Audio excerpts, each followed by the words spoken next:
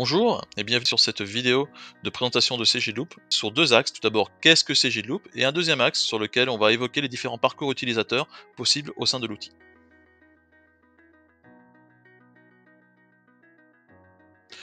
Donc, qu'est-ce que CGLoop?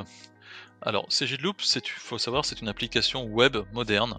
En fait, vous allez pouvoir y accéder depuis n'importe quel navigateur, que ce soit sous Chrome, Firefox, depuis n'importe quel système d'exploitation, que ce soit les Linux, Windows ou Mac. Et c'est surtout une interface qui a été très épurée en fait, comme vous pouvez le voir à l'écran. C'est une interface en fait où on a mis tous les menus sur la gauche pour qu'on puisse y accéder rapidement. Le but n'était pas de complexifier avec beaucoup de menus, c'est vraiment d'avoir une expérience vraiment simplifiée. Alors, CGLoop, c'est également une application qui est fortement imbriquée à Office 365, hein. On profite, grâce à CGLoop de toutes les fonctionnalités d'Office. On est connecté à travers SharePoint, à travers Microsoft Teams. Également, on est connecté aux outils, Excel, par exemple, et c'est une application qui couvre tout le fonctionnel comptable. Vous allez retrouver au sein de CGLoop un robot comptable qui va permettre d'affecter et d'interpréter toutes les factures, d'achat et de vente. Vous avez bien entendu un module de TVA aussi également automatisé. Vous avez bien entendu un module de saisie, vous pouvez consulter vos comptes. Vous pouvez également bien entendu faire les immobilisations, des emprunts.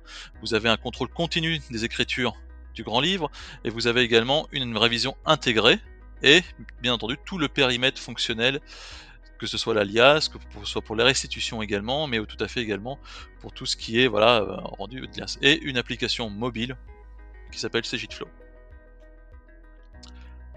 C'est une application connectée. Alors il faut savoir qu'aujourd'hui, le CGLoop est connecté à une trentaine de partenaires en fait, qui nous permet en fait d'échanger, que ce soit des données entrantes ou des données sortantes. Par exemple, vous allez avoir des outils de pré-compta sur lesquels vous allez pouvoir brancher CGLoop, vous allez avoir des outils de restitution pour pouvoir faire du pilotage, du BI ou de l'analytique par exemple. CGLoop, c'est aussi une expérience utilisateur différente en fonction du profil de personnes qui vont se connecter à l'outil, notamment l'expérience client. Donc vos clients entreprises, hein, vous allez pouvoir inviter à travailler avec vous sur CGLoop, alors travailler directement dans l'outil ou via d'autres applications qui peuvent être connectées à CGLoop. Donc tout ça se passe, hein, dans le Loop Hub, qui est le point d'entrée pour pouvoir choisir tel ou tel service que vous allez ouvrir pour vos clients. Donc on va retrouver ici par exemple les outils de collaboration, CGitFlow l'application mobile dont je vous ai parlé tout à l'heure, CGit de Facture ou bien entendu également d'autres applications tierces. Donc tout d'abord en fait, ce que vous allez pouvoir ouvrir, hein, ce que je vous ai illustré, vous avez la possibilité d'ouvrir une compta collaborative, hein, une coproduction à vos clients. Donc là vous allez pouvoir choisir l'interlocuteur, vous allez inviter votre client directement à travailler sur CGitLoop avec vous, et en fait il va pouvoir se connecter à l'outil directement avec son adresse mail, hein, pas besoin lui d'un compte Microsoft, vous l'invitez, et il va pouvoir se connecter au même outil que le vôtre, hein, et c'est vous qui allez choisir à quel écran il va avoir accès, et pouvoir utiliser CGitLoop. Alors, on a aussi la possibilité, hein, d'ouvrir par exemple, si on déroule un petit peu la liste, là, CGitFlow. Donc CGitFlow, qu'est-ce que c'est que CGitFlow? Donc c'est l'application mobile à disposition de CGitLoop. Même chose, hein, vous allez inviter votre client parmi une liste d'interlocuteurs que vous avez choisi, et il pourra se connecter à l'application CGitFlow.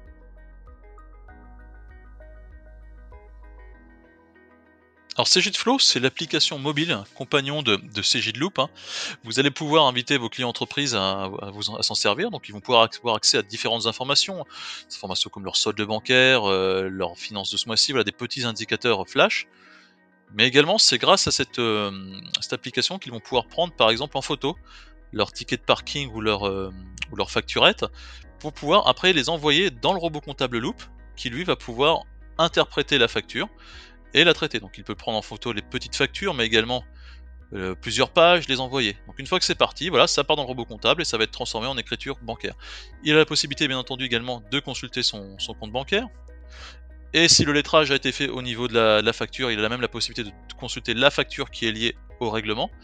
Et vous allez retrouver comme ça dans ces plein de petits indicateurs, hein, comme on vous doit, vous devez, des options de relance, un solde prévisionnel. Voilà, c'est vraiment l'application compagnon pour vos entreprises pour qu'ils puissent un petit peu avoir leur comptabilité dans leur poche.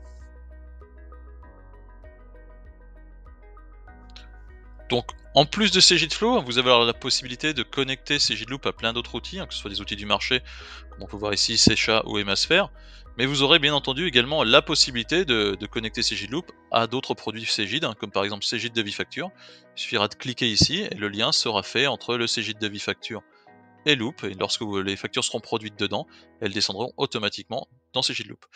Et c'est d'ici également qu'on arrivera à se connecter à CJ Business Connect, hein, qui est le futur portail d'échange entre le client et le cabinet, qui sera disponible à partir de début juillet.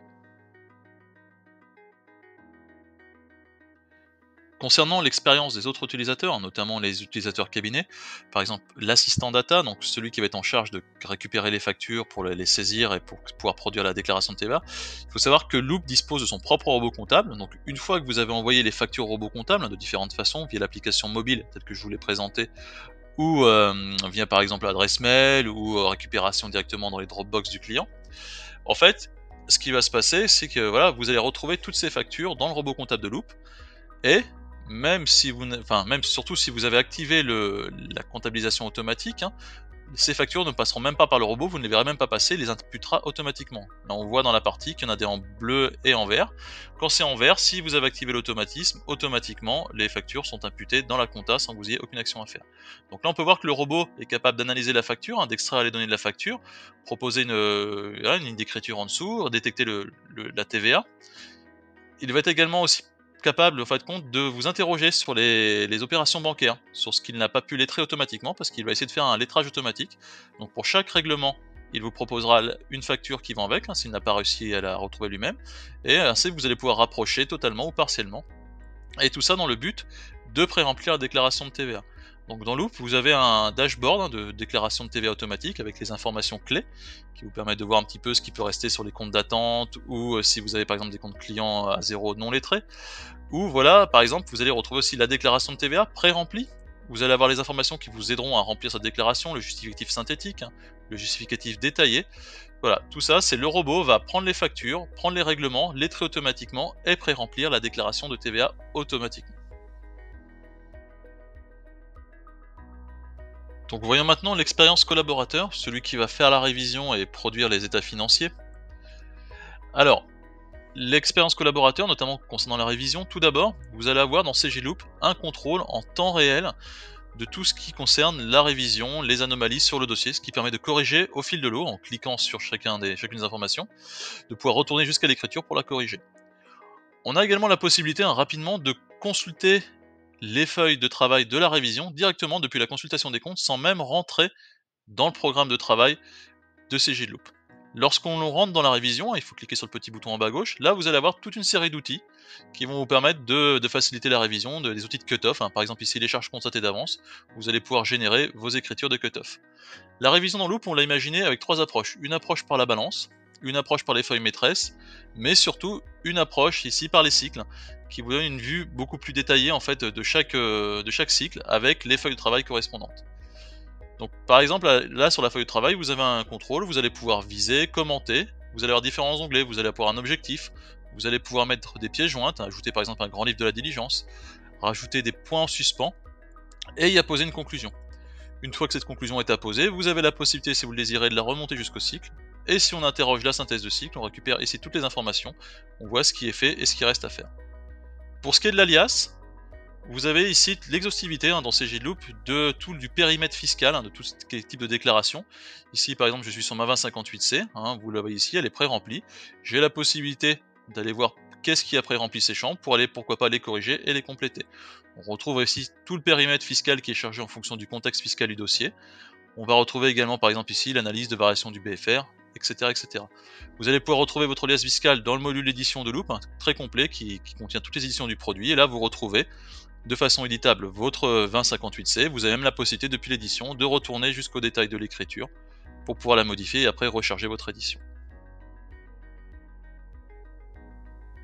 Enfin, quatrième et dernière expérience utilisateur, celle du superviseur, qui va avoir à sa disposition un écran de supervision qui va lui permettre de suivre l'état d'avancement de la révision. Donc tout d'abord un rappel des points en suspens, il pourra cliquer dessus et après il pourra voir effectivement directement dans la feuille de travail ce qu'il en est.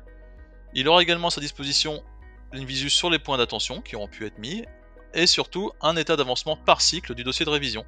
Donc là il pourra voir l'état d'avancement par pourcentage, et en cliquant dessus il pourra redescendre directement à la synthèse de cycle, et pourquoi pas superviser en masse le cycle s'il est d'accord sur toutes les propositions faites par ses collaborateurs. Et enfin, il pourra apposer sa conclusion, et après voilà, valider le dossier, le travail de ses collaborateurs. Nous arrivons à la fin de cette présentation de CGLoop, cette courte présentation de CGLoop. Donc vous avez pu voir, hein, rapidement une partie du périmètre fonctionnel de Cegid, hein, au travers des différents parcours utilisateurs. Donc je vous remercie pour votre attention et je vous dis à très bientôt.